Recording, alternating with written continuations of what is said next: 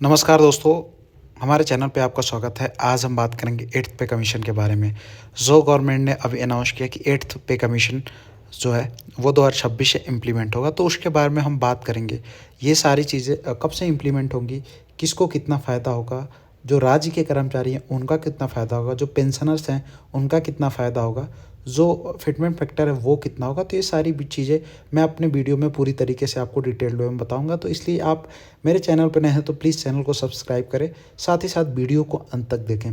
तो चलिए हम बात कर लेते हैं। तो 8th पे कमीशन प्रधानमंत्री नरेंद्र मोदी की अध्यक्षता में केंद्रीय कैबिनेट ने हाल ही में 8th पे कमीशन आयोग को मंजूरी दे दी।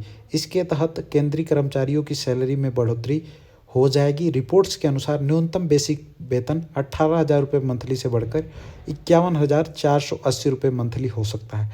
तो दोस्तों, जो न्यूनतम बेसिक वेतन है किसी भी central government employee group D का 18,000 रुपये है, तो वो जो है मंथली बढ़ के 51,480 रुपये के आसपास पहुंच सकता है। आगे हम बात कर लेते हैं। प्रधानमंत्री नरेंद्र मोदी की अध्यक्षता में केंद्रीय कैबिनेट ने हाल ही में 8वें वेतन आयोग को मंजूरी दी। रिपोर्ट्स के अनुसार न्यूनतम बेसिक पे 18,000 रुपये मंथली से बढ़कर 51,480 रुपये मंथली हो सकता है। केंद्रीय सरकारी कर्मचारियों की सैलरी बढ़कर 186% के करीब हो जाएगी। अगर ऐसा होता है तो आपकी सैलरी 168% इंक्रीज़ हो जाएगी। अब यह सवाल है कि इस सैलरी बढ़ोतरी का फ़ायदा कर्मचारियों को कब से मिलेगा, यानी सरकारी कर्मचारी की सैलरी कब से बढ़ के आएगी। तो हम आगे बात कर लेते हैं कब से बढ़ के आएगी। तो 8वें वेतन आयोग की सिफारिशें कब लागू होंगी। अभी देश में 7वां वेतन आयोग जो है उसी के तहत आपकी सैलरी मिली है, जो 2016 से इम्प्लीमेंट हो चुका है। 7वें वेतन आयोग का पीरियड 1 जनवरी 2026 को ख़त्म होने वाला है। तो 1 जनवरी 2026 को जो 7वें वेतन आयोग का पीरियड है वो ख़त्म हो जाएगा, जो कि जनवरी 2026 में लागू हुआ था। केंद्रीय सूचना और प्रसारण मंत्री अश्विनी वैष्णव ने घोषणा की 8वें वेतन आयोग की सिफारिशें 2025 तक तैयार कर दी जाएगी ताकि इन्हें समय पर लागू किया जा सके। तो इनके कहने का सीधा सीधा मतलब है कि 2025 अंत तक इनका जो भी एक खांचा है उसको पूरी तरीके से तैयार कर लिया जाएगा। बिकॉज 1 जनवरी 2026 को ये ख़त्म हो जाएगा जो 7th पे कमीशन है, तो उसके बाद इनको इम्प्लीमेंट करना है तो वो समय से सारी चीज़ें कर सके, यही इन्होंने कहा है। तो अब चलते हैं, बात कर लेते हैं पेंशनरों का क्या होगा और कब बढ़ेगी पेंशन। 8वें वेतन आयोग की सिफारिशें 1 जनवरी 2026 से लागू होगी। जैसा कि मैं पहले ही बता चुका हूँ, इसका मतलब यह है कि केंद्रीय कर्मचारी बढ़ी हुई सैलरी 2026 से मिलना चालू हो जाएगी, मतलब फरवरी 2026 से चालू हो जाएगी। ये जनवरी 2026 की सैलरी होगी जो फरवरी में मिलेगी, यानी ये 1 जनवरी 2026 से ही लागू माना जाएगा। इसी के साथ पेंशनरों को भी बढ़ी हुई पेंशन 1 जनवरी 2026 से मिलने लगेगी। मतलब आपका जो जनवरी वाली सैलरी आएगी वो 8th पे कमीशन के साथ ही आएगी। ये बहुत बड़ी खुशखबरी है। आगे चलते हैं दोस्तों। 8वें वेतन आयोग के सदस्य कब चुने जाएंगे।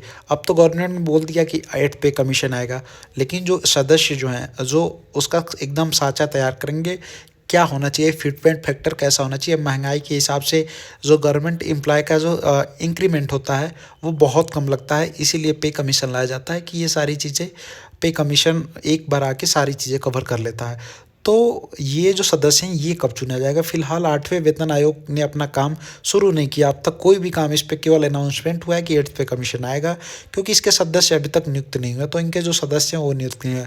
मंत्री अश्विनी वैष्णव ने कहा कि जल्द ही आयोग के अध्यक्ष और 2 सदस्यों की नियुक्ति कर दी जाएगी। तो अभी तक कोई डेट फिक्स नहीं है कि कब तक इनके जो हैं सदस्य चुने जाएंगे, लेकिन जो अपने मंत्री अश्विनी वैष्णव जी का कहना है कि जल्दी से जल्द इनके जो सदस्य हैं वो 2 सदस्य और 1 अध्यक्ष नियुक्त कर दिए जाएंगे।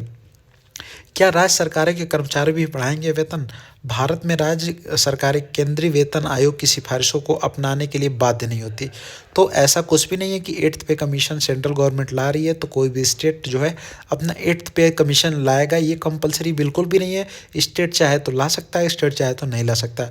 हालांकि अधिकांश राज्यों में सरकार केंद्र के फैसले के बाद अपनी सिफारिशें लागू करती है।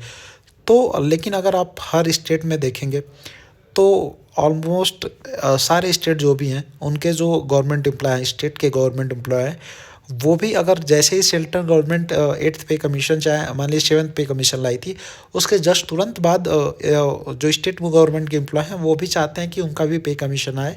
बिकॉज वो भी एक गवर्नमेंट के कर्मचारी हैं, वो सेंट्रल गवर्नमेंट के अंडर में नहीं आते लेकिन स्टेट गवर्नमेंट के में अंडर में आते हैं। तो स्टेट गवर्नमेंट चाहे तो लागू कर सकती है, चाहे तो नहीं लागू कर सकती है। लेकिन अभी ऐसा कुछ भी नहीं है कि स्टेट गवर्नमेंट ना चाहे स्टेट गवर्नमेंट लागू ही करती है, बिकॉज सेंट्रल का सैलरी हाइक हो रहा है तो स्टेट का भी होना ही चाहिए। ये एकदम फंडा क्लियर होना चाहिए किसी भी गवर्नमेंट का।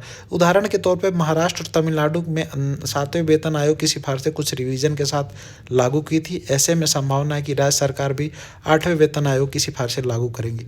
तो मैक्सिमम चांसेस है कि 8वां वेतन आयोग आएगा और वो राज्य सरकारें जो है अपने राज्य में लाएंगी।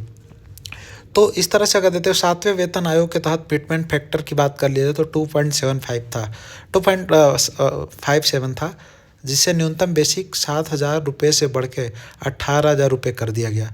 तो आपका 2.57 का फिटमेंट फैक्टर था तो 7,000 से 18,000 रुपये, मतलब 2.57 टाइम्स आपकी सैलरी हाइक कर गई 7th पे कमीशन में। अब 8वें पे कमीशन की अगर बात कराते हो तो इसमें जो फिटमेंट फैक्टर है वो 2.86 टाइम है, जिसमें आपका जो अभी के हिसाब से जो न्यूनतम 18,000 रुपये का बेसिक है वो ऑलमोस्ट 51,480 रुपये के आसपास जाता हुआ दिख सकता है। ये सूत्रों के हवाले से खबर है। इसके बाद अगर गवर्नमेंट 8th पे कमीशन का जैसे ही अनाउंसमेंट करती है, जो भी ये सदस्य बनाती है, कमेटी बनाती है, वो जैसा रिपोर्ट सब करेंगी वो गवर्नमेंट डिटरमाइन करता है कि वो आपका फिटमेंट फैक्टर कितना रखना चाहती है। लेकिन जो अभी तक लेटेस्ट न्यूज आ रही है यही कि 2.86 के आसपास फिटमेंट फैक्टर होगा। यह सैलरी बढ़ोतरी केंद्र सरकार के कर्मचारियों के लिए एक बड़ी राहत होगी, बिल्कुल राहत होगी।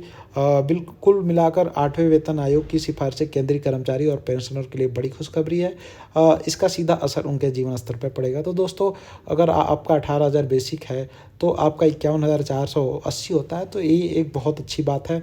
और गवर्नमेंट अगर ऐसा करती है तो बहुत अच्छा काम करी है, बिकॉज लगभग 1 करोड़ के आसपास total number of pensioners and जो गवर्नमेंट एम्प्लॉय हैं, डायरेक्ट चाहे इनडायरेक्ट वे में अगर 8th पे कमीशन आता है, फिटमेंट फैक्टर इतना रहता है तो डायरेक्टली उनको फ़ायदा ही होगा।